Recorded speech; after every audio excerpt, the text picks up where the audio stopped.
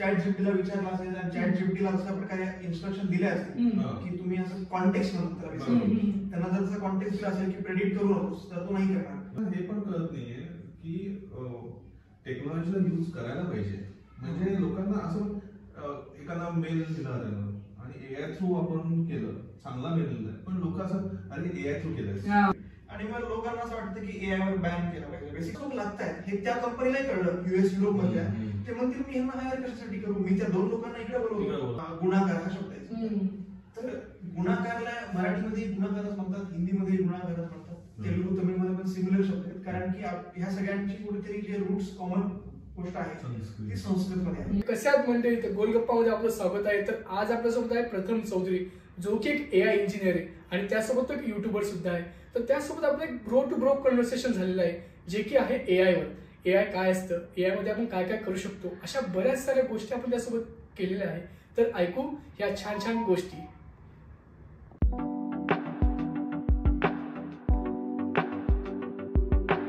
आज आपण गोलगप्पावरती परत नवीन विषय घेऊन आलेला आहे.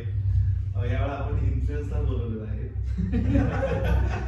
प्रथम उवाच हा तुम्ही बघितला असेल इंस्टाग्रामवरती. तर त्याचा होस्ट आलेला आहे प्रथमेश चौधरी. पण त्याचं ऍक्च्युअली बॅकग्राऊंड जे आहे ते एआय मध्ये येतो. तर एआय बद्दल आपण डिस्कस करणार आहे. एआयची उत्पत्ती कशी झाली किंवा फंडामेंटल्स कसे आहेत, आता वेगवेगळ्या लोकांनी कसं वापरायला पाहिजे याबद्दल आपण डिस्कस करणार आहे. चला तर मग प्रथमेश. नमस्कार. इन्फ्लुएन्सर वगैरे काही नाहीये, आपण फक्त 3 रॅन्डम मित्र गप्पा मारतोय. गोलगप्पाचं मोठी कोणतं बसून गप्पा मारतोय, बसून गप्पा मारतोय. तर एआयचं काय सांगशील की बाबा कुठून झाली? सुरुवात सध्या एआयची हाईप आहे बेसिकली. तर म्हणजे एआय बद्दल लोक जाणून घेण्यासाठी इंटरेस्टेड आता झाले. तर असं वाटतं खूप साऱ्या लोकांना की आताची काहीतरी टेक्नॉलॉजी आहे, पण तसं मुळात नाहीये. याचे रूट्स जे आहेत ते फार वर्ल्ड वॉर II पर्यंत मागे जातात. म्हणजे तुम्ही अगदी हॉलिवूडच्या मूवीज ट्युरिंग मशीन वगैरे बघितले असतील, तर त्यानंतरच या गोष्टीवर रिसर्च सुरू झाला की आपण कम्प्युटर्सचा वापर करून जास्तीत जास्त कशा गोष्टी जाणून करून घेऊ शकतो. रिसर्च सुरू झाला आणि एक जॉन मॅककार्व काहीतरी नाव त्याचं आणि दुसरं एक ट्युरिंग, असे 2 प्रोफेसर सायंटिस्ट काही म्हणतात. तर त्यांनी यावर काम करायला आधी सुरुवात केली. नंतर मग वेगवेगळ्या युनिव्हर्सिटीज मध्ये रिसर्च ग्रुप्स एस्टॅब्लिश झाले युएस मधल्या मोस्टली. आणि मग त्यांचं प्रायमरी जे म्हणजे त्यांचं टास्क होतं ते अशा टाईपचं होतं की डिटेक्शन बेस्ड काम करायचं, हँड्रेड अँड डिजिट्सचं होतं अशा टाईपचं. मग नंतर यात ऍडव्हान्समेंट येत गेल्या आणि आता याची हाईप इतकी झाली आहे की प्रत्येक माणूस एआय बद्दल जाणून घेण्यासाठी इच्छुक असतो. तो एआय मध्ये काम करणारा असो की नसो, त्याला काहीतरी भारी आहे असं वाटतं. पण मग हे म्हणजे आधी ह्याचं असं काही नव्हतं. सुरुवातीला जसं मी सांगितलं की फक्त ते डिटेक्शन बेस्ड होतं. नंतर मग त्यामध्ये वेगवेगळ्या गोष्टी येत गेल्या, प्रिडिक्शन, क्लासिफिकेशन. म्हणजे प्रिडिक्शन म्हणजे आतापर्यंत एवढा खर्च झालाय, भविष्यात किती होईल सांग, हे प्रिडिक्शन. किंवा क्लासिफिकेशन म्हणजे चित्र दिलंय, कुत्रा एका माणसाला ओळखून जातो, अशा टाईपचे त्यांचे क्लासिफिकेशन चालायचं. मग मागच्या काही वर्षांमध्ये हे खूप जास्त वाढत गेलं, खास करून जेव्हा ट्रान्सफॉर्मर्स नावाचा एक अल्गोरिदम आला. तर त्यानंतर मग त्याचे मोठमोठे लँग्वेज बेस्ड मॉडेल्स आहेत, लार्ज लँग्वेज मॉडेल. तर मग आधी त्याच्या आधी असं होतं फक्त मी सांगितल्याप्रमाणे प्रिडिक्शन, क्लासिफिकेशन. पण आता हे जेन एआय म्हणजे जनरेटिव्ह एआय तयार झाले की आता हा फक्त प्रेडिक्ट करत नाही, क्लासिफाय करत नाही, तर आता स्वतः काहीतरी बनवतो. आता तो वेगवेगळ्या गोष्टीमध्ये काम करतो. मग म्युझिक बनवता येतं त्याला, टेक्स्ट, इमेजेस, व्हिडिओज, एनिथिंग. आता हे डेटा फीड केला जातो त्यांच्या खूप जास्त. म्हणजे बेसिकली हे बॅकग्राऊंडला फक्त मॅट्रिक्स आणि मॅथ्स आहे. बरोबर. तो त्याला आपण जरी म्हणत असतो की त्याला सगळं कळतं, पण त्याला काही घंटा कळत नाही. त्याला काय करायचं माहिती का की पुढचा शब्द काय प्रेडिक्ट करायचा. वेगवेगळ्या डेटा स्ट्रक्चर फक्त पुढचा शब्द प्रेडिक्ट करत जातो, त्यामुळे इकडे काही होत नाही. मग पण गुगलवरून त्यांनी फक्त फेच केलेली नसते माहिती, त्याला फीड केलेली आहे.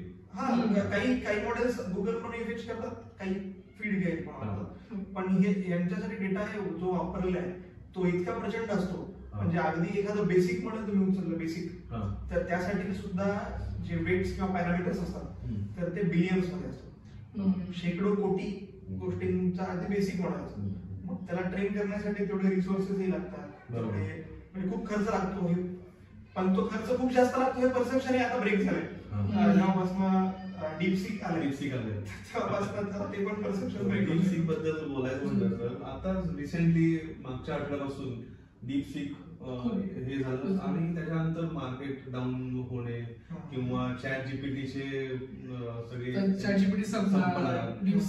एम्प्लॉयमेंट त्याची खतऱ्यामध्ये असं बरंच काय काय हाईट झालंय बरोबर तर ते काय आहे म्हणजे एक चायनीज माणूस एवढं युएसच्या चॅट जीपीटीला संपू शकतो वगैरे असं काय काय झालं ते आधी बघू की मार्केटवर का प्रभाव पडला इतका मोठा लॉस $1 ट्रिलियन का डाऊन झाले त्याचं मागे कारण हे की युएस मधल्या ज्या कंपनीवर त्यांची एक प्रकारची हेज मनी होती की आम्हीच तयार करतोय ट्रम्पचं पण भाषण वगैरे झालं होतं की we are building power house of AI वगैरे आणि मग याच 2-3 कंपन्यांमध्ये फ्युचर आहे आणि ते काहीतरी $200 वगैरे घेऊन बेसिक प्लॅन मध्ये पण घेऊन विकतायत अशा टाईपचं सगळ्या इन्व्हेस्टरचं परसेप्शन होतं पण त्यांची जेवढी प्राइस होती त्यामध्ये अगदी 90% डिस्काउंट देणारा एक नवीन प्लेअर चायनामध्ये आला साहजिकच यांचे सबस्क्रिप्शन किती त्यांचा रेव्हेन्यू कमी होणार म्हणून ते मार्केट डाऊन झालं हा जरा त्या मार्केटचा प्राइस म्हणजे त्याचं रिझन एकदम सुपरफिशियल आता दुसरी जी गोष्ट आहे की चॅट जीपीटी संपणार का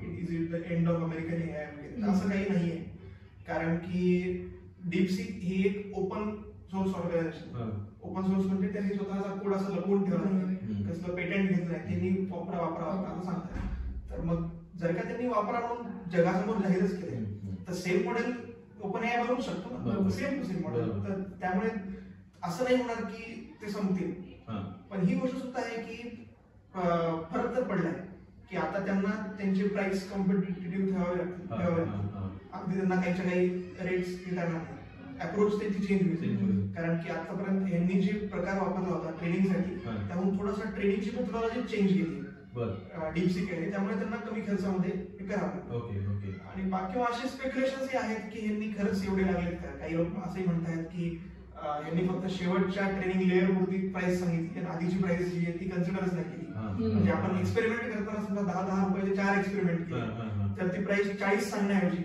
फक्त जो यशस्वी एक्सपेरिमेंट झाला ते ₹10 सांगितलं हे पण असे पण काही स्पेक्युलेशन आहेत पण ते चायनीज असल्यामुळे आपल्याला जास्त देशामध्ये खुलासा जाता येत नाही आज डीपसीक आहे की तू कसं काम केलंस काय करतो चायनीज गव्हर्नमेंट पेक्षा तर तो नाही म्हणतो ते जराशी कमेंट करणं खूप अवघड आहे पण ही तर डेफिनेटली की इथे फक्त मार्केटमध्ये एक नवीन कॉम्प्युटर ऍड झालाय संपलेलं चॅट जीपीटी म्हणजे असं कधी डिस्कशन बार्ड किंवा मेटा एआय जेव्हा इंट्रोड्यूस झाला तेव्हा कधीच असं डिस्कशन आलं पण डीपसीक आलं म्हणजे असं काय डिस्कशन नाही तर ते दाखवून दिलं डिस्क्रिप्शन दिसलं कारण की कसं झालं की हे जे अल्गोरिदम्स होते ना त्या सगळ्यामध्ये ह्यांची एक ग्रॅज्युअल ग्रोथ दिसत आली म्हणजे मेटाचा जो समजा रिसर्च ग्रुप आहे तर तो पहिल्यापासूनच रिसर्च पेपर पब्लिश करत होता की आम्हाला हे सापडले आमचं हे मॉडेल आहे आम्ही पायपास तुम्ही वापरा वगैरे तर त्यांची इकोसिस्टम मध्ये अपडेट्स दिसत होते पण डीपसीक ही एक छोटी ओपन सोर्स ऑर्गनायझेशन होती nobody was expecting from them की ते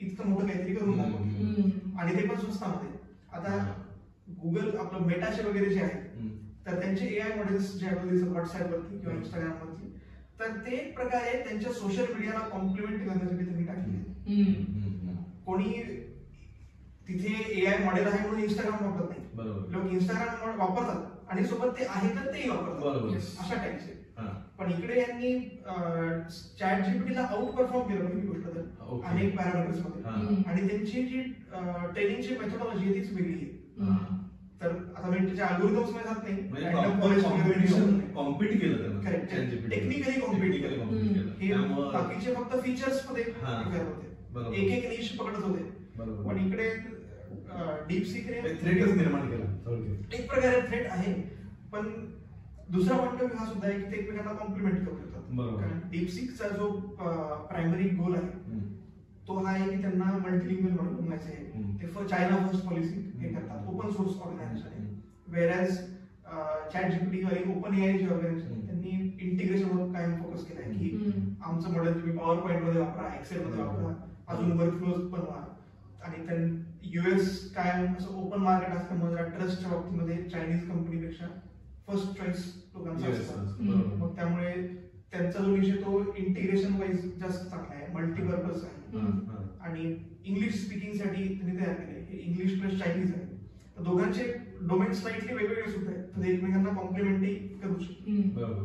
ओपन सोर्स आहे म्हटल्यानंतर चॅट जीपीटी याच्यातून घेऊ शकतो इन्फॉर्मेशन आणि त्यानुसार करू शकतो. करेक्ट. बऱ्याच गोष्टी आहेत. तर सगळ्यात पहिले असं विचारलं की याच्यातलं पॉझिटिव्ह काय, पुढे समाजाला पॉझिटिव्ह काय म्हणजे काय घेतलं पाहिजे? पॉझिटिव्ह हे आहे की एफिशियन्सी वाढणार आणि वाढते आहे सध्या. बरोबर. आता खूप सारे युट्यूबर्स किंवा तुम्ही पण कदाचित, मी सुद्धा कंटेंट क्रिएटर आहे, तर मी सुद्धा जे काही व्हिडिओज वगैरे टाकतो तर त्यासाठी जे हॅशटॅग्स जे असतात त्याच्याकडून घेतो किंवा कधी एखादी टायटलची आयडिया त्याच्याकडून घेतो. मग अशा प्रकारे तुमचं जे काही रेग्युलर काम आहे त्यात जर का तुम्ही एआय ला युज करायचा प्रयत्न केला तर तुमची एफिशियन्सी वाढेल. पण जर का तुम्ही यात कॅचअप नाही केलं, तेच जुने मेथड्स वापरत राहिला तर तुमची एफिशियन्सी कमी होईल आणि जे लोक एआय वापरतायत ते विल ओव्हर. पण ट्रेंड कसा आहे हे एआय ला जास्त लवकर फीड करून ते केलं असतं. बरोबर ना. त्यामुळे आणि एक सिंपलच गोष्ट आहे, म्हणजे तुम्ही ट्रेंड सोबत चालले तर तुम्ही पुढे जाणार आहे, ट्रेंड सोडून तुम्ही चालले तर तुम्ही कुठेतरी कालबाह्य होणार. आता मेन असं आहे की बाबा एआय हे इंट्रोड्यूस लोकांना, ठीक आहे चॅट जीपीटी होतं बऱ्याच वर्षापासून आहे, पण मेन जेव्हा लोक वापरायला लागली ते म्हणजे जसं मेटा एआय जेव्हा व्हॉट्सअपला आलं, लिंक झालं, तेव्हाच लोकांना थोडंसं करून बघूया बाबा. मग ते मेल लिहिला किंवा मेसेज लिहिला, टेक्स्ट टाकला आणि एफिशियंटली त्यानं काहीतरी एक वेगळेच सब्जेक्ट, वेगळीच वर्ड लिस्ट वापरली आणि पॉवर लिस्ट, आणि त्यांनी एक छानसा मेसेज तयार केला. तेव्हापासून लोकांना ते कळायला लागलं की अरे एआय थ्रू असे छान छान छान मेसेजेस वगैरे तयार करतायत, इमेजेस वगैरे येत आहेत. तर हे आता आपण या माध्यमातून आपण सांगू की अजून काय काय एआय मधून करू शकतो, एआय युटिलाइज कसं करता येईल बेटर. आता फॉर एक्झाम्पल तुम्ही कोणती गोष्ट गुगल सर्च करता फॉर एक्झाम्पल, तर गुगल तुम्हाला तुमच्या युज केस नुसार उत्तर देत नाही, तो रिलेव्हंट फक्त चेक करतो, मॅच करतो, आणि जो सगळ्यात त्यांना बेस्ट मॅच असेल तो पहिली लिस्ट करून करतो. तर त्यावेळी जर का तुम्ही परप्लेक्सिटी एआय वापरला, नाव सांगतो परप्लेक्सिटी, तुम्ही सर्च करा. त्याचा फाउंडर जो आहे तो भारतीय वंशाचा आहे, युएस मधला, आणि त्यांची खासियत ही आहे की ते आपल्या युज केस नुसार उत्तर देतात आणि त्यासोबतच गुगलवरून आणल्या त्यांच्या लिंक पण देतात रिफर करण्यासाठी. तर मग बाकीच्या एआय मध्ये जो एक प्रकारचा ड्रॉबॅक आहे की ते रेफरन्स लिंक प्रोव्हाइड करत नाही, तर तो परप्लेक्सिटी रॅग वापरून सॉल्व्ह केला. तर जर का तुम्ही गुगल सर्च आणि परप्लेक्सिटी सर्च केलं तर तुम्हाला जास्त चांगले रिझल्ट येऊ शकतात, आणि हे सगळ्या टाईपच्या लोकांसाठी ऍप्लिकेबल. मग आता बाकी शिक्षक असतील तर ते विद्यार्थ्यांच्या पीपीटी मध्ये टाकण्यासाठी एक रिसर्च पण करू शकतात, आणि एक napkin.ai नावाची पोर्टल. तर नॅपकिन एआय मध्ये जर का तुम्ही फक्त तुमचा एक वर्कफ्लो टाकला तर तो खूप छान छान डायग्राम्स बनवून देतो, ग्राफ्स बनवून देतो त्या पॅराग्राफ वाईज. अशा प्रकारे जर का टीचर्स साठी हे कामाचं आहे, रिसर्च म्हणजे जास्त इंटरॅक्टिव्ह तुम्ही करू शकता. किंवा आता एखादा व्यक्ती फायनल इयरला एखादा मुलगा आहे समजा, स्टुडंट आहे, तर तो काय करणार, तर त्याच्या प्रोजेक्टसाठी आयडिया सर्च करू शकतो. कुठे अडकला तर आधी त्याला स्टॅक ओव्हरफ्लो किंवा गुगल सर्च करावा लागेल, तो पटकन ते डाऊट सॉल्व्ह करू शकतो. आता यामध्ये ही गोष्ट लोक म्हणणारच की तुम्ही हे वापरू नका वगैरे वगैरे, किंवा त्याच्यावर अवलंबून राहू नका.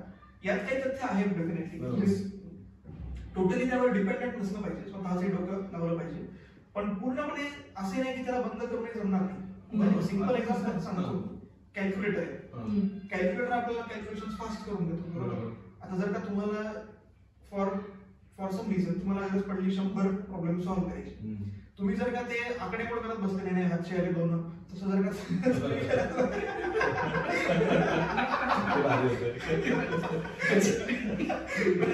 लहानपणी शाळेत आताच्या पिढीला माहिती आहे कॅरी ओव्हर म्हणतात. तर ते करत बसला जो माणूस कॅल्क्युलेटर वापरतो तुमच्या पुढे जाईल ना, तर तसंच हे सुद्धा आहे. बरोबर. पण आता कसं आहे, आता इंजिनिअरिंग मध्ये पण रेफरन्स बुक वापरा वगैरे हे आहे, पण ते पण महाग आहे रेफरन्स बुक घ्यायचे वगैरे. मग ते इथं एआय मध्ये आपल्याला ते हे होऊ शकेल ना, त्याचं कॅटर होऊ शकतं. फक्त कसं आहे की ऑथेंटिक असते का? ऑथेंटिक त्यासाठी जो प्रॉब्लेम आहे ऑथेंटिक माहिती असते का, त्यासाठी तो प्रॉब्लेम परप्लेक्सिटीने बऱ्यापैकी सॉल्व्ह केलाय. आणि सध्या ते तरी होत असलं तरी त्यामध्ये भविष्यात काहीतरी फाईट होणार आहे असं मला असं वाटतं. कारण की ऑलरेडी आता भविष्यामध्ये डेटा इज द न्यू ऑइलची परिस्थिती लोकांना यायला लागली. आधी फक्त म्हणायची data is the new oil, पण आता अगदी लॉ सूट वगैरे फाईल केले लोकांनी त्यासाठी.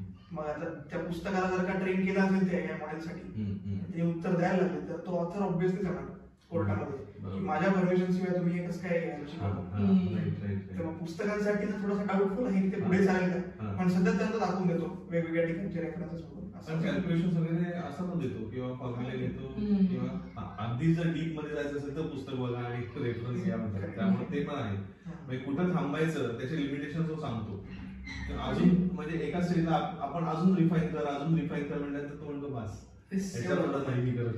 आणि याचा खूप हुशार झालाय म्हणजे एआय एखादा मुलासारखं आहे की आपण त्याला एखादी गोष्ट विचारली ना, जसं की मी तुला पहिले बोललो की आता आपण मराठीतनं बोलतोय, मी मराठीत एआय सोबत बोललो की मला असं असं करून दे, तो उत्तर तर देतोच आहे. त्यासोबत खाली काय म्हणतो, अजून तुला काही मदत हवी असेल ना तर मला सांग, मी ती मदत करेल का. म्हणजे मित्र बोलतो नाही असंच पाहिजे. म्हणजे गुगल मॅप जे आहे ती जर बाई आपल्याला शिवाय द्यायला लागली अरे साखर काय करतोय तर शक्यच नाही ना, आपण वापरणारच नाही. तसं माहिती तुम्ही जाताय ड्राईव्ह करून अरे बैऱ्या 3 तास सांगितलं वळला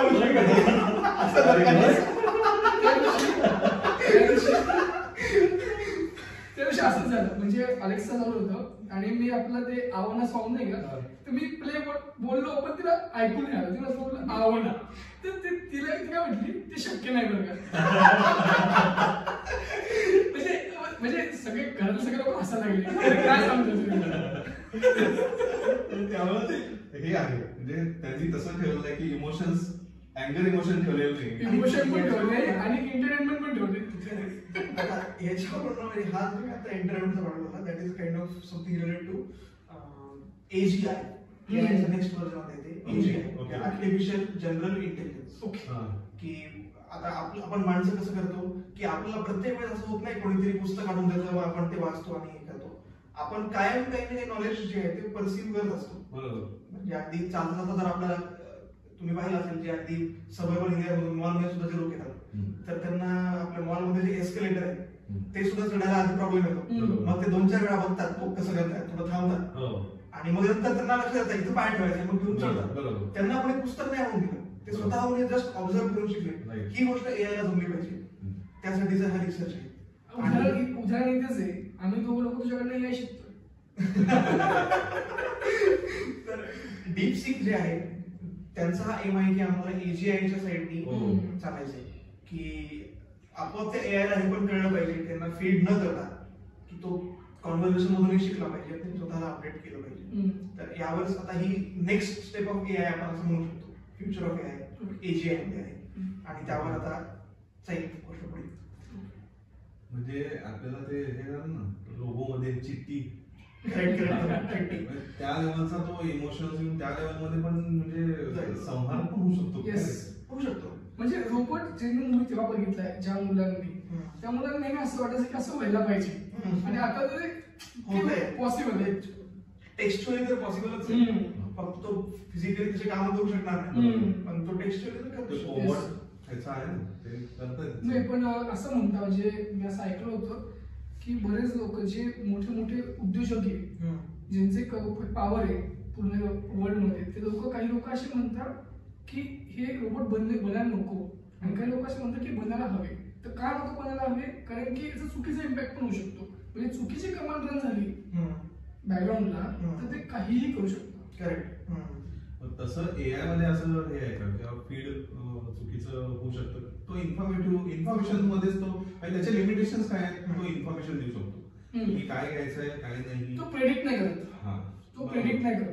म्हणजे मी एकदा असं लिहून बघितलं की स्टॉक मार्केट आहे, स्टॉक मार्केटमध्ये मला हा शेअर पुढच्या 1-2 वर्षांमध्ये काय परफॉर्म करेल मला सांग, ते नाही प्रेडिक्ट केलं की प्रेडिक्ट नाही. मॉडेल टू मॉडेल डिफरंट करतो. तुम्ही चॅट जीपीटीला विचारला असेल आणि चॅट जीपीटीला अशा प्रकारे इन्स्ट्रक्शन दिले असतील की तुम्ही असं कॉन्टेक्स्ट म्हणून त्यांना जर तसं कॉन्टेक्स्ट दिला असेल की प्रेडिक्ट करू नकोस तर तो नाही करणार. इव्हन तो ही नोज प्रिडिक्शन तो सांगणार नाही असे. आणि जर काय एखादा डेडिकेटेड बॉट आहे त्याला तुम्ही कॉन्टेक्स्ट दिला की नाही तुला प्रिडिक्ट करण्यासाठीच बनवलंय तर प्रिडिक्शन. मग आता जर तुम्ही विकृतीचं विचारला तर प्रत्येकच टेक्नॉलॉजीचं हे होतं. म्हणजे अशा फार कमी टेक्नॉलॉजी असतील की ज्याचा काहीच दुरुपयोग केला जात नाही सध्याच्या काळात. जसं की एक एक्झाम्पल आताच आपण पाहिलं की सैफ अली खान आणि सानिया मिर्झा यांच्या लग्नाचे कोणतरी फोटो बनवून सैफ अली खान नाही मोहम्मद शमी त्याचं एक वेगळं चालू आहे. सैफ अली खान सॉरी म्हणते सध्या ट्रेंडिंगला सैफ अली खान मोहम्मद शमी तर मोहम्मद शमी आणि सानिया मिर्झा यांचं लग्न झाल्याचे काहीतरी AI ने व्हिडिओ व्हायरल केले आणि काही लोकांना ते खरे वाटले. मी काही त्याच्या न्यूजच काय करताय अशा पद्धतीनं तयार केलं होतं की ते खरंच वाटेल. मग अशा वेळेस आपली जबाबदारी ही बनते खास करून जे लोक सोशल मीडिया वापरत आहेत की त्यांनी अवेअरनेस क्रिएट करावा, सांगावं की हे AI जनरेटेड आहे. त्याचा व्हिडिओ पण टाकलाच वाटतं. हा मी माझ्या प्रथम मुलांमध्ये टाकलाच आहे. पण मी अशा प्रकारचे सेमिनार्स व्याख्यान वगैरे पण देत असतो कॉलेजेसमध्ये वगैरे वगैरे सोशल गॅदरिंग्सवर की याचा काय दुरुपयोग आहे आणि आपण कशा प्रकारे त्याचा चांगला उपयोग जास्तीत जास्त प्रमोट करू शकतो आणि दुरुपयोग टाळू शकतो. पण त्याचा तो दुरुपयोग आहे ना तो कम्प्लिटली झिरो कधीच होणार नाही. कारण की आता फॉर एक्झाम्पल एखादा इमेज बनवायच असतं समजा सैफ अली खानचा आणि सानिया मिर्झाचा तर तो फोटोशॉप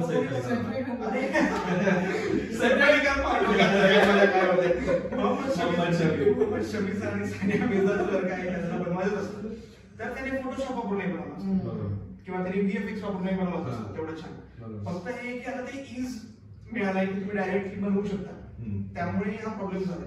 मग त्यावर आता ऑब्व्हियसली गव्हर्नमेंटच्या साईडने पण काही रेग्युलेशन येतील काही वर्षांमध्ये आणि समाजाकडून हे एक्सपेक्टेड आहे की तुम्ही लक्षात घ्या की आहे असं आहे. जसं आता व्हिडिओ एडिटिंग पूर्वी असं वाटायचं की काहीतरी फारच आउट ऑफ द वर्ल्ड होतं पण आता एकदा जर एडिट केला व्हिडिओ जर का टाकलेला असेल तर लोक कमेंट करून टाकतात की नाही कळाला आम्हाला एडिटेड आहे. पण अजून काही लोकांसाठी आउट ऑफ द वर्ल्डच आहे. म्हणजे कसं की अरे तू व्हिडिओ एडिट करतो म्हणजे हे काही लोकांसाठी अजून पण ते आहे. तसं नाही म्हणत आहे म्हणजे फक्त एडिट केला व्हिडिओ आहे. आता मागे कोणीतरी थोडंसं पॉलिटिकल होईल ते पण असदुद्दीन ओवैसीचं चित्र घेतलं होतं आणि त्याच्याकडून तो अभंग का भजन म्हणून घेत होते.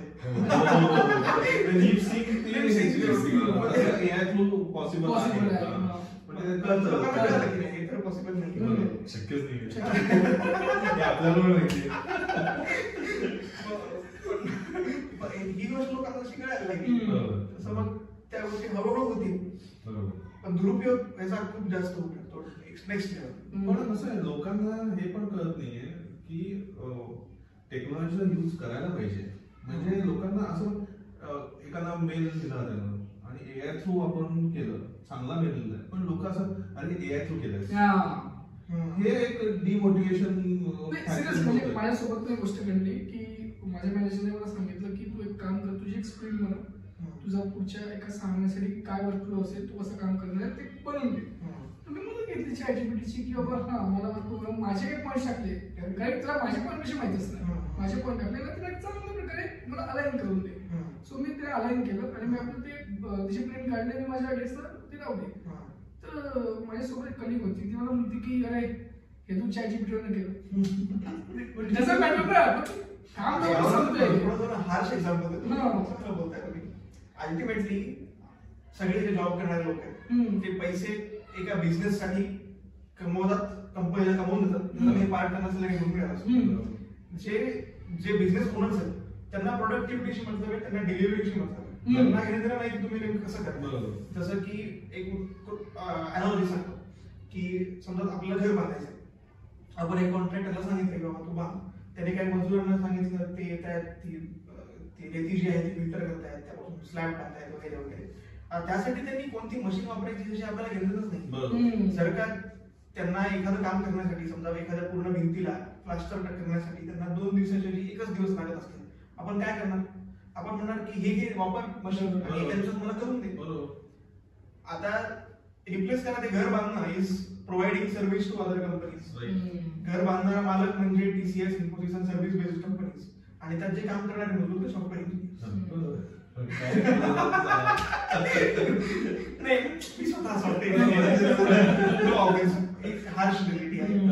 आपण बेसिकली सर्व्हिसेस प्रोव्हाइड करतो म्हणजे तेच जास्त हायली स्किल्ड काम करतात आणि तसे वेगळं पण आहे काम करायचं कसं हायली स्किल्ड लेबर आणि अनस्किल्ड लेबर असेच ते दोन फरक केला. तर मग अल्टिमेटली तुमची प्रोडक्टिव्हिटी मॅटर करते. तुम्ही ते कशा प्रकारे करताय याला काही अर्थ नाही. म्हणजे हे तर असंच आहे की तुम्ही त्या मजुराला म्हणण्यासारखे तू जर मशीन वापरून प्लास्टर केलंस, अरे बाबा करायचंय काय, तू प्लास्टर किती छान करतोय 2 दिवस सिरियसली. आणि मालकाला प्रॉब्लेम नसतो, कधीला जो वापर असतो ना त्याला प्रॉब्लेम असतो. आणि तू पण वापर की तू पण वापर, मी केलं तू पण वापर, मग काय हरकत आहे. जे वापरणार नाही ते मागे पडते. नाही आणि सिरियसली म्हणजे लोकांचे डोकं घालत नाही. म्हणजे एखाद्या व्यक्तीला बघितलं असेल ना की सिमेंट कालवतोय, त्याच्यामध्ये रेती टाकतोय, पाणी टाकतोय, बरंच काय काय असेल. पण चित्र असं पण विचार झाला नाही की तू हे म्हणजे सिमेंट किती प्रमाणात घेतलं, वाळू किती प्रमाणात घेतली, मग मी ChatGPT मदत घेतोय, तर ते काय विचारताय की हे का प्रमाण. आणि हे खूप साऱ्या कंपनीज ज्या आहेत म्हणजे मेजॉरिटी ऑफ द कंपनी त्या ह्या गोष्टीला चांगला वेलकम करतात. म्हणूनच चालतात. फॉर एक्झाम्पल कोपायलट नावाचं एक टूल आहे. ते काय करतं की आपलं कोड लिहिण्यामध्ये हेल्प करतं. आता हे कोपायलट टूल अजून सुरू आहे. याचा अर्थच आहे की खूप साऱ्या कंपनीने ते प्रोक्युअर केले स्वतःच्या एम्प्लॉईज पैसे देऊन ते विकत घेतले की बाबा तुमची प्रोडक्टिव्हिटी वाढेल, तुम्ही युज करा. ते युझिंग AI तुम्ही जर का एका कोडला तयार करायला तुम्हाला 3 ऐवजी 1 दिवस लागत असेल तर वापरा. आपण अजून जास्त काम करू शकतो. त्याच्यात मी अजून एक गोष्ट सांगतो, जसं तू म्हटलं की एक स्टार्टअप आहे की त्यांनी ChatGPT सारखं आहे, बट ते रेफरन्स लिंक देतात तुम्हाला खाली. असं को-पायलट मध्ये अशी एक गोष्ट आहे की ज्या लोकांनी त्या रिलेटेड एखादा कोड गिटहबवर पब्लिश केला असेल किंवा टाकला असेल तर तो कोड सुद्धा खाली एक मॅच मध्ये वर्ड आहे, तर क्लिक केलं की तो दाखवतो की हा त्या रिलेटेड कोड आहे. म्हणजे तुम्ही हे युज करू शकता. किती चांगली गोष्ट आहे. म्हणजे थोडक्यात कंपन्या असं द्यायला तयार आहेत, आपण घेणं गरजेचं आहे.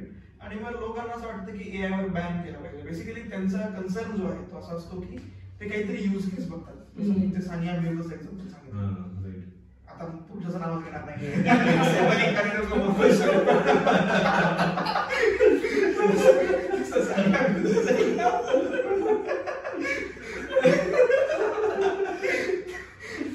बसल्या बसल्या कोण फेमस होते. तर लोकांना असं वाटलं की ही यूज केस खूपच वाईट आहे. AI वरच बॅन करून टाकलं. त्यांच्या त्या सेंटिमेंट्स असतात, पण प्रॅक्टिकली ही गोष्ट कोणाला पॉसिबल नाही. एस्पेशली तुम्ही एखाद्या फळाची चव चाखली आणि तुम्हाला कळायला खूप गोड आहे, तुम्ही ते ताटा टाकून देऊ शकत नाही. तुम्हाला जर आता कळालं की प्रोडक्टिव्हिटी खूप जास्त आहे किंवा तुम्हाला आता म्हणलं उद्यापासून जिओ बंद करा, जिओमुळे लोकांचं अभ्यासात लक्ष लागत नाही विद्यार्थ्यांचं आणि त्याच्यामुळे जिओवर बंदी आणली पाहिजे, जमणार आहे का? शक्यच नाही. तसंच AI युट्यूब वगैरे याच्यावरती बंदी आणू शकत नाही. तेच इरिप्लेसेबल झाले. आणि AI मध्ये कसं आहे ऍक्च्युली आपल्याला प्रत्येक याचं नॉलेज आपल्याला ऍटलिस्ट इंट्रोडक्टरी नॉलेज तरी घेता येतं. आपण त्याच्यावरती मास्टरी नाही, पण आता रेफरन्स बुक आधी कसं व्हायचं किंवा बरेचसे आपण इंजिनिअरिंग मध्ये बुक्स वाचलेले, पण आता त्याच्यातली पर्टिक्युलर कुठले तरी सब्जेक्ट घ्यायचा आहे किंवा पर्टिक्युलर त्यातला एक कंटेंट घ्यायचा आहे तर मला परत तो रेफरन्स बुक उघडायला लागेल. त्यापेक्षा AI मध्ये मी टाकलं याचा रेफरन्स नाही. पण याच्यात एक एंटरटेनमेंटची पण गोष्ट आहे की लोकांचा कॉन्फिडन्स वाढत चालू आहे. म्हणजे एखादा नॉन टेक पर्सन आहे तो म्हणतो की मी पण कोड लिहा. आता जे नॉन टेक्निकल लोक आहेत ते, पण कसं आहे की या गोष्टीचं महत्व कमी होत नाही.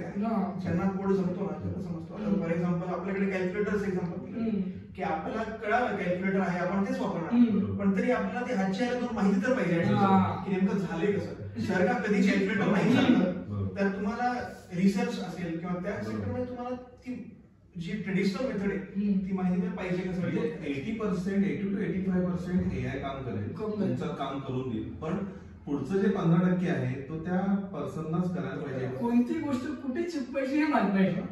ऑब्व्हियसली तो नॉलेज असल्याशिवाय होणार नाही. त्यामुळे नॉन टेक्निकल माणूस एक सर्टन स्टेज पर्यंत सक्सेसफुल होऊ शकतो, त्याच्यातून पुढे नाही. तो लिमिटेशन्स आहे. तुम्हाला नॉलेज घ्यावं लागेल, मग तुम्हाला शिकायला ChatGPT शकता. ज्या लोकांचं तेवढं जास्त इन डेप्थ नॉलेज नाहीये, जे फक्त सुपरफिशियल काम करतात, त्यांना जेन्युइनली धोका आहे. लोक जे म्हणतात जॉब्सवर इम्पॅक्ट पडेल, तो डेफिनेटली पडणार आहे. आणि कारण कसं होतं माहितीये का, आतापर्यंत मी सुद्धा माझ्या लेक्चर्स मध्ये ही गोष्ट सांगायचो की जॉबवर इम्पॅक्ट पडणार नाही. आणि त्यामागचं मेन रिझन हे होतं की AI ला प्रोक्युअर करण्याची जी कॉस्ट होती ती कॉस्ट खूप जास्त होती आणि त्या कॉस्ट मध्ये तुम्हाला ह्युमन्स मिळायचे. म्हणजे एम्प्लॉईज तर मग आता त्याच्यावर जर 90% डिस्काउंट घेऊन डीपसीकने काम केलंय, आता तो फॅक्टरच वाईपआउट झाला. आता AI तेवढं महाग आहे म्हणून तुम्हाला झेपणार नाही असं होणार नाही. प्रत्येक व्यक्ती स्वतःच एक बनवत राहणार. त्यामुळे जो सगळ्यात म्हणजे पूर्ण AI रिलेटेड वर्ल्ड मध्ये ही चर्चा आहे की SaaS is close to their expiry. SaaS म्हणजे सॉफ्टवेअर ॲज अ सर्व्हिस. म्हणजे सध्या भारताचं जे IT सेक्टर आपण म्हणतो की GDP मध्ये खूप सिग्निफिकंट कॉन्ट्रीब्यूट करतं, that is clearly under threat जर का त्यांनी AI चा व्यवस्थित वापर करून अपग्रेड नाही केलं. आणि म्हणजे ह्या गोष्टीने आपला विचार झाला पाहिजे. मला असं वाटतं की सध्या कसं सुरू आहे, एक कंपनी किंवा एक्सपायरी नाव नाही घ्यायचं, ती कंपनी काय करते, काही एम्प्लॉईज सगळे जॉईन करते आणि US युरोप मधल्या क्लायंट्सला काही सॉफ्टवेअरच्या सर्व्हिसेस विकते. त्यासाठी त्या सांगते की माझ्याकडे 10 एम्प्लॉईज आहेत, तुम्ही एवढे पैसे द्या आणि या एम्प्लॉईला थोडे स्वतःचे पैसे देते, म्हणजे कमी पैसे देते आणि मधला प्रॉफिट स्वतःकडे ठेवते. आता जर का या 10 एम्प्लॉईजचं काम AI वापरून होत असेल 2च एम्प्लॉईज कडून, तर या 8 लोकांच्या जॉबवर तर धोका आहे. हा झाला एक गोष्ट फक्त जॉबच्या पॉईंट ऑफ व्ह्यू. पण जर का 2च लोक लागतायत हे त्या कंपनीलाही कळलं, US युरोप मधल्या, ते म्हणतील मी ह्यांना हायर कशासाठी करू, मी त्या 2 लोकांना इकडे बोलवतो. मग त्यामुळे जर का फक्त सॉफ्टवेअर ॲज अ सर्व्हिस तुम्ही अजूनही करत राहिला तर याला ह्या इंडस्ट्रीला धोका आहे. ती इंडस्ट्री आता अपग्रेड होईल AI एजंट्स मध्ये. म्हणजे जर का यांनी AI एजंट्स बनवून युज केस नुसार त्याचा वापर करायला सुरुवात केला तर हे टिकून राहतील, नाहीतर या गोष्टीला धोका आहे.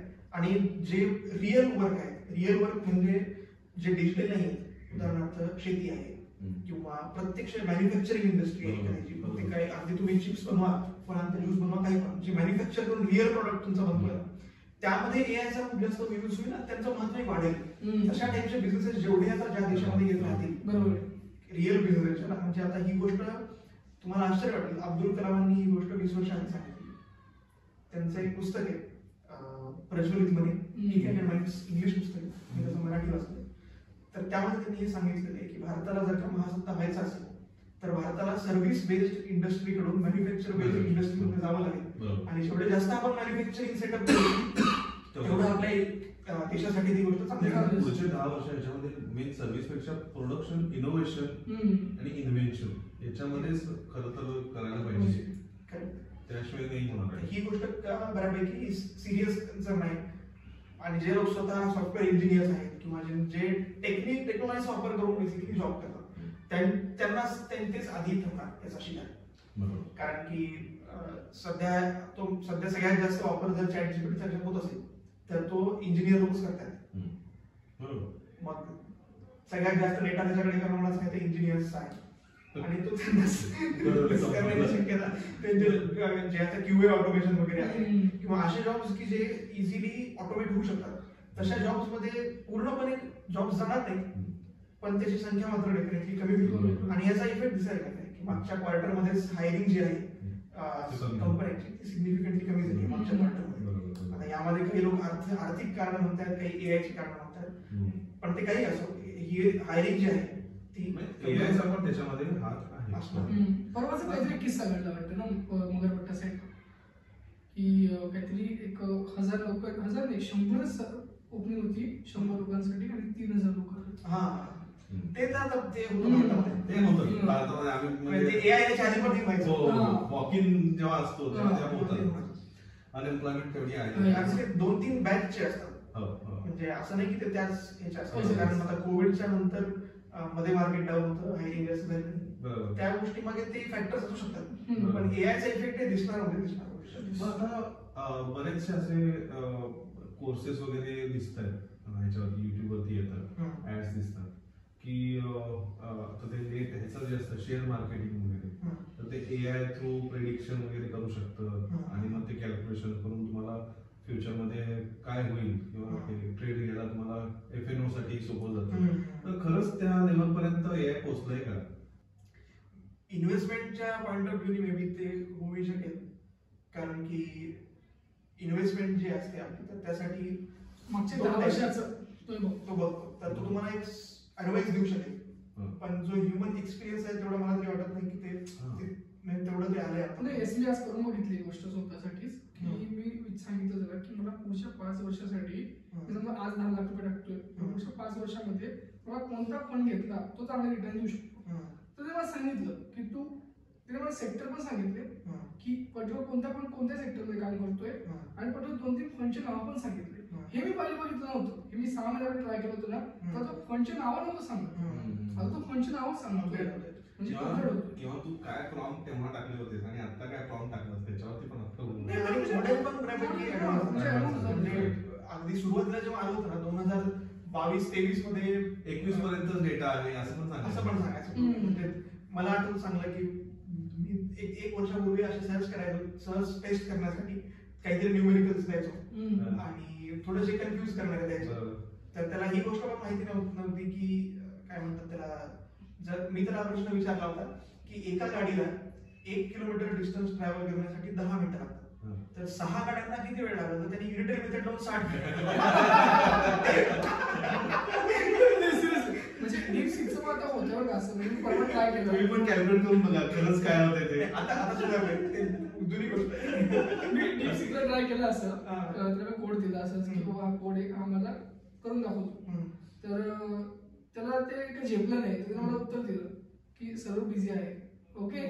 आणि असं मी 3-4 वेळा ट्राय केलं, वेगळ्या प्रकारचा कोड देतो त्याला, 2 कोड एकत्र मर्ज करून त्याला देऊन दिले की मला हे आता वेगळं करून दाखव, सर्व बिझी आहे असं. तेव्हा कारण की जेव्हा डीपसीक लॉन्च झालं त्यानंतर तो त्याला जितका जास्त हे मिळाला बूम, ऍपलच्या ऍप स्टोरवर नंबर 1 रँक होता. चॅटजीपीटीला मागे टाकलं, त्याला ज्या रिक्वेस्ट रीड करत होता, जेवढे लोक ते ऍक्सेस करत होते इतके जास्त होते की ते क्रॅश होतं. आणि एक स्पेक्युलेशन ही होतं की त्यांच्यावर कोणीतरी सायबर अटॅकच केला US. मे बी मग असे लोक ते रिपोर्टर्स मसालेदार काही होतं की नाही सॅम अल्टमनलाच मिरच्या झुमल्या, मग त्याने एक गोष्ट सांगायची आहे की याच्यामध्ये असे काय की आता याचे काही प्लॅटफॉर्म असे पण आहे की त्यांना पैसे कमवता येत नाहीये म्हणून ते उगाच ऍडसेन्स पण लावत आहे. म्हणजे मी डीप लेअर बघितलं, ते अक्षरशः माणसं आपण काय सर्च केलंय हे दिसत नाही, मध्ये ऍड येतात की असं स्क्रोल करत असतो की काय लिहिलंय नेमकं. एक मागे असं आले होतं टूल की आम्ही सगळ्या सॉफ्टवेअर इंजिनियर रिप्लेस करून टाकतो म्हणून, आणि त्यांना काही जास्त समजच नव्हतं, ते स्कॅम निघालं असे. आता त्यासाठी जर बनतील इंटरनॅशनल रेग्युलेटरी बॉडीज बनतील, काहीतरी इंडेक्स तयार होईल की हे मॉडेलची रेटिंग अशी आहे वगैरे. सध्या ते इंडेक्स आहेत पण ते खूपच टेक्निकल आहेत, सामान्य माणसांना न कळणार आहेत. जर का आता मी सांगितलं की त्याचा प्रिसिजन एवढा आहे किंवा त्याचा रिकॉल एवढा आहे, F1 स्कोर आहे, तर हे नाही करणार ना लोकांना एखाद्या अल्गोरिथमचं. पण जर का आता आपलं जर एसी घेताना 3 स्टार एसी 4 स्टार एसी हे कळतं, तशा टाईपचं काहीतरी येईल ऑथेंटिसिटी चेक करण्यासाठी, म्हणजे सगळ्यांना कळण्यासारखं वगैरे असेल. आणि मग वेगवेगळे मॉडेल्स त्याचसाठी येतात की आधीच्या मॉडेलमधला जो डेटा आहे तो थोडासा अजून डेटा वाढवला जातो, अजून जास्त त्यात काही ट्रेनिंग मधल्या गोष्टी मॉडिफाय केल्या जातात आणि ते मॉडेल आउट परफॉर्म केलं की मग ते लॉन्च करतात. तर पण हे सगळं युएसच्या पॉईंट ऑफ व्ह्यू चाललंय. इंडियामध्ये त्या गोष्टी सुरू आहेत हळूहळू, धक्के लागली गाडी. आता किती स्पीड पकडते माहिती नाही. नाही पण होईल, म्हणजे आता जसं चायनीज डीपसीक जसं झालंय तसं इंडियाचं पण कुठंतरी आता सुरू आहे. मागे झाली होती, म्हणजे डीपसीक याच्या आधीच आपली मोठा भाई जे आहेत आपले रिलायन्स आणि एनव्हिडिया यांची एक कॉन्फरन्स झाली की आपण एक बनवूया, म्हणजे ते भारतीय लँग्वेजेस साठी, इंडियन लँग्वेज साठी एक LLM बनवणार. या अशा प्रकारचे प्रयत्न सुरू आहेत. मग अशी आपण डिस्कस केलं होतं की त्याचं काय विविधता आहे तो जरा सांग. आता इंडियन लँग्वेजेस साठी तर सांगतो मी की अनेकांना असं वाटेल की इंडियन लँग्वेज ते परत आपल्याकडे भाषेची आधीच भांडणं असतात की AI मॉडेल हिंदी बोलतोय, नाही मराठीत चाललं पाहिजे, किंवा आपल्याकडे तरी एवढंच बोललं तरी मराठीत चाललं पाहिजे. कन्नडवाले तर बॅनच करतील, तू बोल कन्नड नाही तर मी. त्यामुळे लँग्वेजचा एक इश्यू येऊ शकतो की कोणत्या लँग्वेजला ते करणार, मल्टीलिंग्युअल कसं ट्रेन करणार. तर त्यासाठी सुद्धा काही अशा ऑर्गनायझेशन आहेत की ज्या वेगवेगळ्या भाषांमधले कॉमन वर्ड्स काढून एक नवीन काहीतरी जनरेट करायचा प्रयत्न करतात. जसं की मुंबईची एक भारत भाषा फाउंडेशन नावाची संस्था आहे, त्यावर एक चांगला पॉडकास्ट सुद्धा आहे त्यांचा, तुम्ही सर्च केलं भारत भाषा फाउंडेशन तुम्हाला दिसेल. त्यांचं काम इतकं छान आहे, ते काय करतायत की मॅथ्स, सायन्स आणि वेगवेगळे जे शास्त्र आहेत बेसिकली त्या सगळ्यांमध्ये जे कीवर्ड असतात, जसं की आपला गुणाकार हा शब्द आहे. तर गुणाकारला मराठीमध्ये गुणाकारच म्हणतात, हिंदीमध्ये गुणाकारच म्हणतात, तेलुगू तमिळमध्ये पण सिमिलर शब्द आहेत, कारण की ह्या सगळ्यांची कुठेतरी जे रूट्स कॉमन गोष्ट आहे ती संस्कृतमध्ये आहे. मग त्यामुळे यांच्यामध्ये खूप सारी सिमिलॅरिटी. मग त्या सिमिलॅरिटीचा वापर करून मल्टिपल भाषांमध्ये जर का सेम शब्द असेल तर त्याचा शब्द वापरता येईल का, म्हणजे मग जर का तसं करता आला की एक कीवर्ड जर सेम झाला तर बाकीच्या ठिकाणच्या ज्या भाषा आहेत त्या फक्त त्यांचं ग्रामर थोडंफार चेंज करायचं आणि मग बाकी जो शब्द आहे मूळ तो त्या भाषेतला वापरायचा. अशा टाईपने त्यांचा तो सुरू एक म्हणणं आहे. आणि अजून एक त्यामध्ये एक गोष्ट अशी आहे की संस्कृत जी भाषा आहे तर तिला कॉन्टेक्स्ट फ्री ग्रामर आहे. आता हे थोडंसं टेक्निकल होऊ शकतं, मी एक्सप्लेन करायचा प्रयत्न करतो. इंग्लिशमध्ये समजा I it a mango, meaningful sentence आहे. मँगो इट आय हे मिनिंगफुल सेंटेन्स नाही, किंवा आय मँगो इट हे पण मिनिंगफुल सेंटेन्स नाही. म्हणजे काय झालं की तुम्ही शब्दांचा क्रम बदलता तर वाक्य अर्थपूर्ण आहे की नाही ही गोष्ट बदलते. पण समजा संस्कृतमध्ये हेच वाक्य असेल की अहम आम्रफलम खादामी, तर यासाठी अहम खादामी आम्रफलम, खादामी आम्रफलम, अहम खादामी आम्रफलम, याचे जे कोणते 6 कॉम्बिनेशन होतील त्या प्रत्येक वाक्याला मिनिंग आहे. त्यामुळे जी अगदी बेसिक पासून ट्रेन करताना कॉन्टेक्स्ट लक्षात ठेवावा लागतो त्या एआय मॉडेल्सला. तर ह्या गोष्टीमध्ये जर का संस्कृत बेस्ड काही करता आलं किंवा कोणती इंडियन लँग्वेज, मराठीमध्ये पण आहे, मराठी पण कॉन्टेक्स्ट फ्री भाषा आहे, हिंदी पण कॉन्टेक्स्ट फ्री लँग्वेज आहे, तर इंडियन लँग्वेज मध्ये ट्रेन करताना हा फॅक्टर बेनिफिशियल ठरू शकतो जे लोक रिसर्च करतील त्या केस. आता आपण अल्टिमेटली हे होईल की नाही होईल ते एक्सपेरिमेंटल गोष्ट आहे आणि त्यासाठीचे फंड्स मिळतात का, त्यासाठी लोक तयार होतात का, ते सगळे आता भरपूर प्रश्न आहेत ज्यांची उत्तर आपल्याला माहित असतात. पण झालं तर खूप उपयोगी ठरेल. जसं आता डीप सीक मी मल्टी लँग्वेज मॉडेल बनवलं तर ते इंग्लिश पेक्षा चायनीज मध्ये बेटर झाले. तसं कदाचित उद्या आपल्याला हे सांगता येईल की बाबा तुकाराम महाराजांच्या शैलीमध्ये तू काय कर, ट्रॅफिकचे रूल्स पाळले पाहिजे यासाठीची एखादी ओवी बनवून दाखव, बनवून दाखव.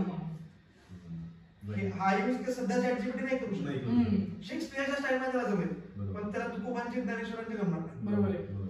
अशा टाईपच्या गोष्टी आहेत. किंवा फेक न्यूज जे आपल्याकडे काही चालत राहतात की आता इतिहासामध्येच म्हणून गेलं तर काही पण आपल्याकडे फेक न्यूज तयार होऊ शकतात की ह्या महापुरुषाने त्या महापुरुषाला असं म्हणलं होतं वगैरे वगैरे. तर त्यासाठी ते एआय मॉडेल बेस्ट पाहिजे. तर तुम्ही त्याला सरळ विचारा आहे की नाही, त्याला त्या भाषेतलं सगळं माहिती असेल त्याला काय आहे, तुम्हाला संदर्भ सहित आणून देईल की नाही असं झालं होतं, आपण विश्वास ठेवू शकतो. हा त्याचा चांगला फायदा होऊ शकतो. मला असं वाटतं मग की प्रथम पण कुठेतरी कॉन्ट्रीब्युट करेल त्याच्यामध्ये. मी बघूया सगळ्या गोष्टी आता का सांगू.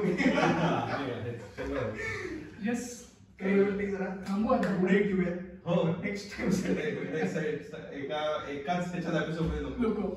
त्यामुळे मंडळी आपण थांबतोय. नेक्स्ट एपिसोड आपण नक्कीच होणार, प्रथमेशनं सांगितलेलं आहे. त्यामुळं तिथं अजून आपण चांगल्या गप्पा, अजून एआय बद्दल नॉलेज घेऊ. तो आतापर्यंत आपण थांबतोय. खूप मजा आली तुझ्याशी बोलून. धन्यवाद.